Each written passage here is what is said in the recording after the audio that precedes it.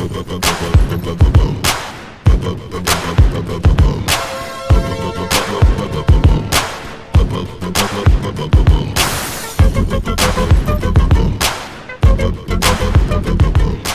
to the second edition of my video blog at ESPN760.com. We're doing it live here from the programming office. What that means, I have no idea, but that's where all the guys who you hear on the air, behind the scenes, those guys sit, like the great John Martin, who clearly just finished some lunch, a nice Chick-fil-A drink there. What are you doing there, big guy?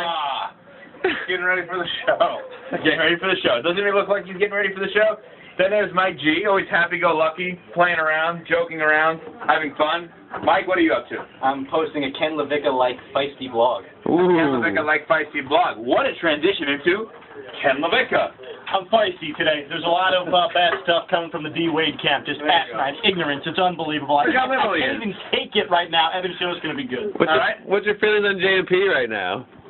J&P's just as jaded as Dwayne Wade is. And who do we have here?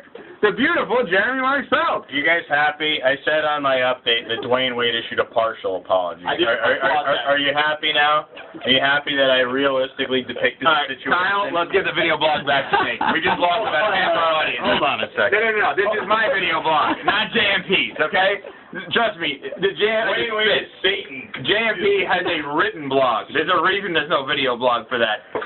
Okay, what's wrong, Kyle? Nothing. I thought that was hilarious. Take shots at everybody. Now, let's get into a couple of things. Dwayne Wade made some bad comments. He compared the future critique of his team to what happened during 9/11 in the World Trade Center. Just a terrible, terrible comparison. There's no reason to do it. He made an awful mistake. His apology was kind of, you could have seen a little better apology. Surprising from D. Wade. He's basically been flawless in terms of his comments for a long period of time. Do I think he made the right statement? Absolutely not. Do I think his apology was great? No. Do I think he meant any harm by this? No, I don't. I think his general point, if I could say it for him better than he did, which is not tough to do, that if this team this year with Wade, James, and Bosh has a 2-3 game losing streak, all of the critics, all of the fans, the media, everybody involved, all of us are going to really harp on it saying, how can this team lose that many games in a row? We're going to make a big deal about it because they brought it upon themselves. That's it.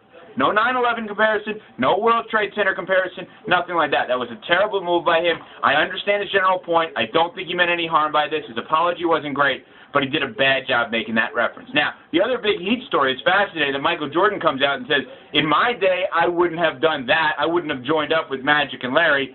It's not the end of the world because I think Jordan said after the fact that they weren't able to do that. I think it would have been interesting to see those guys in the same team, Magic at the 1, Jordan at the 2, and Larry at the 3. Not a bad little team there. But I think that Jordan has to remember, and I love Jordan, he has to remember he's the owner of the Bobcats now.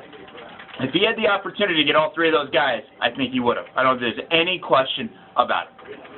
Would you play with, if you were Michael Jordan, would you want to play with Larry and Magic? Now or then? Then. He didn't need to. That's the thing. LeBron needs to play with these guys. That's the difference. LeBron hasn't done anything in terms of titles, and he's consumed by the titles. Now, let's see what happens over here, because he's probably mad about that. John, any thoughts to that? LeBron kind of needs to. Jordan didn't need to. Well, I mean, I think that's crap. Just like the stuff in his beard. Jordan did need a good team around him. I mean, you might want to go look up his Washington Wizards record if you don't believe me. Check it out. They're on their way to the playoffs. He actually did a good job with the Wizards. Check that out. Check out the record. The record sucks. I don't care what you suck. Okay. This is what I have to deal with on a daily basis. All these people around me. That's it. Let's get to some baseball stuff.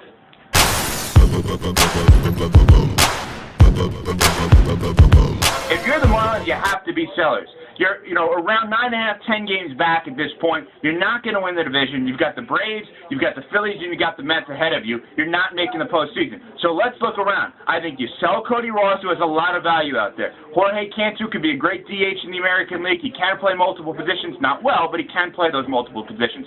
Dan Uggla, Ricky Nolasco, Leo Nunez, all of those guys I think can be sold, so to speak. Wes Helms and Clay Hensley, kind of veteran guys who could help out a little bit.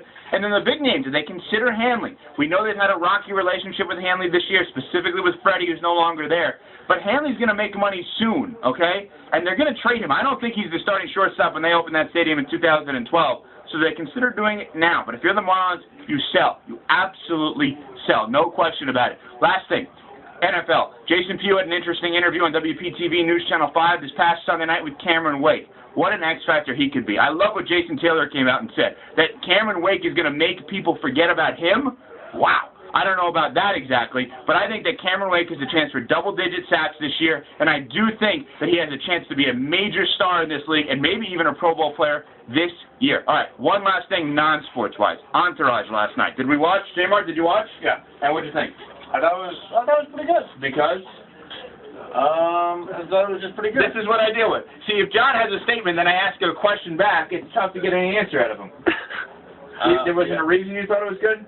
Yeah, I mean, I thought it was interesting, the whole E versus the other agent drama. I thought that was good. And when he pushed Adrian Peterson, by the way, making an appearance in Entourage last night, of course. I think this is going to be a very interesting season because I think that they've got to do something, John, don't you think, with Vince and this whole daredevil mentality. Whether he gets injured, he can't do the movie as a result of an injury, there's something coming there. I'm sure there's an E-Vince kind of rivalry over Scott Cahn's character. Scott Lavin, I believe his name is. I mean, so I think no relation to Steve, I don't think. But there's got to be something there with Vince. I agree. There's something. It's building up to something. There should be some sort of crescendo about the wild man. Near-death experiences? Yeah, I mean, near-death experiences. And how about Turtle next week going to Mexico? I want to know what that's about. Oh, and the other entertainment thing. Cop this new joint.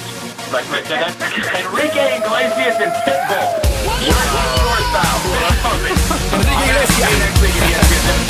Pitbull, y'all know what time it is. We gon' set it off tonight. Just so. Set the club on fire. Just so. Enrique, holla at him like. Girl, please excuse me if I'm coming.